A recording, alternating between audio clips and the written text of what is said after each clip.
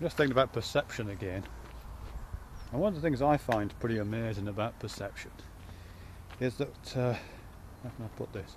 Well, we have these organs of sense, don't we? We have eyes, and we have ears, and we have a nose that has olfactory sensors in it, and we have a tongue with taste buds on it, and we have nerve endings in our skin which register touch, and we have these little sensors in our joints which give us our proprioceptive sense. We have these sensory organs, and then we have sensory experiences. You know, we have the sense of seeing things, we have the sense of hearing things, we have the feeling of texture against our skin, we have this tastes, you know, we have this sense of taste. So we have these organs at the one end and the experience at the other end, but in the middle it's just electrochemical signals. You know, all those signals, the information that's coming through those organs is all translated into the same basic form. It's all, you know, reduced to data in the form of electrochemical signals, processed in different parts of the brain, and then translated into different sensory experiences, which seems to correlate with the organs through which it was transmitted in the first place, which is pretty amazing, really.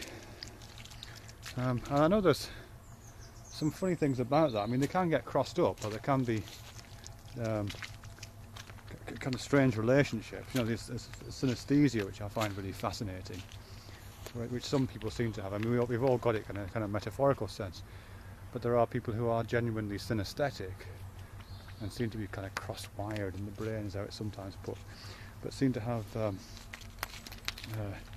some kind of strange formulation of activation patterns in the brain, so that the information comes in through the eyes, for example, is translated into the data, electrochemical signals, and then is processed in a way which it isn't just visual, but it might be auditory, or it might be auditory.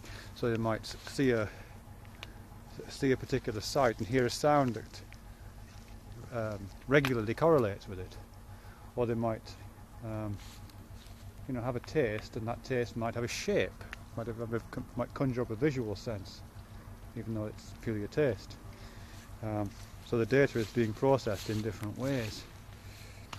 In a way, it kind of makes sense if it all is just being reduced to data. If it is just electrochemical signals, once it's got past the organs and into the optic nerve, or into the various mechanoreceptors in the ear, or whatever it may be, after it's gone past those processes, it does become electrochemical signals. There's no reason why it shouldn't be shunted to a different part of the brain to be processed and turned into something that might be experienced as a completely different sense than is the one that's usually associated with that particular organ. So it kind of makes sense. I saw a really interesting video actually and did a bit of reading around the sides of this, to do with hearing and sight. And this was, I'll see if I can find the video actually and put it in the information box, because it was great. It was to do with some people who are either blind from birth or have become blind, and this particular device, this piece of technology that's coming available, baby guy, which is they kind of wear it, it's kind of wearable device, and it scans the area in front of them somehow. I don't know what technology it uses to do that. Scans it and turns it into an auditory signal, so it turns it into a pattern of sounds. So I haven't actually heard one. I'm guessing it sounds a little bit like an old-fashioned modem, or something like that. That's kind of how I imagine the sound pattern is coming out. So you kind of hear it. You hear the what would normally be visual information coming into the eyes is something you hear, and people can, with a bit of practice, can navigate their way around the world in a fairly simple way, using this pattern of sounds as a cue for what's around them.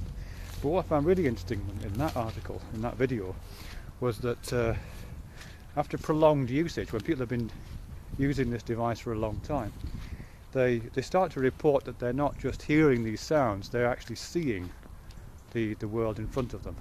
So they're having a visual experience without the use of any eyes at all. And when you put these people in fMRI machines, it's clear that they're not using the term seeing metaphorically. There is actually parts of the visual cortex lighting up. So they are somehow having a visual experience, even though the data that's coming in initially is purely auditory. It's just a pattern of sounds. One of the theories that was suggested, which seems to be valid, I think, it sounded like it was pretty well tested, was that what's happening there is that the brain is finding patterns in the data, and according to the patterns in the data is sending it to different parts of the brain. You know, with a bit of training and a bit of plastic rewiring of the brain's connections, the brain can start to detect certain patterns in, for example, auditory signals, which you would normally find in visually oriented signals. And because that pattern is there, the brain seems to think, all right, this is a visual signal, I'll process it using, you know, the visual centers. So, for example, in that particular case that I'm talking about, the auditory pattern, the sounds that this machine generates, translates first the things that are distant. It makes a quieter sound than things that are close up, and things that are higher, it gives a higher note to, and things that are lower, it gives a lower note to. So the pattern of sounds, it maps onto the visual environment pretty closely. And so as you move around in that environment, you do get a kind of auditory equivalent of perspectival effects.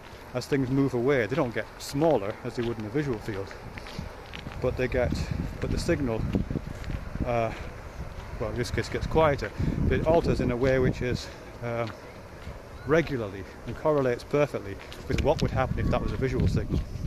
And so the brain seems to be able to detect patterns in the way the signal is delivered. As I say, recognizing that as, oh, that's perspective I'm hearing here. There's this pattern this pattern in this signal seems to be very similar to the patterns I get when I'm seeing something, and it's a perspectival effect. And so it processes that, as I say, visually. And the person, even though they're hearing sounds, has the sensation of seeing something. Remarkable, really, that. Absolutely remarkable, I think.